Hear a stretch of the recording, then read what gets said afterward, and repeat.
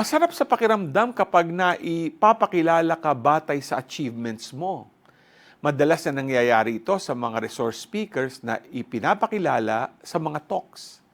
Sa gospel natin ngayon, pinakilala ni Saint John the Baptist si Jesus bilang kordero ng Diyos na nag-aalis ng kasalanan ng sanlibutan.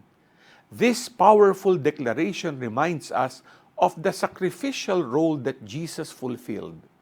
Jesus, the perfect and spotless Lamb, offered himself once and for all, taking upon himself the sins of humanity and providing eternal redemption. Ang sakripisyo niyang ito ay isang dakilang pagpapakita ng kanyang pagmamahal at awa. Sa pamamagitan ng kanyang kamatayan at muling pagkabuhay, inalis niya ang ating mga kasalanan at binuksan ang pintuan ng kaligtasan para sa lahat. Ngayong araw, hinahamon tayo na ipahayag natin ang ating taus-pusong pasasalamat kay Jesus. Nawa tayo ay maging patotoo ng pasasalamat sa kanyang walang hanggang pagmamahal at habag. G ka ba?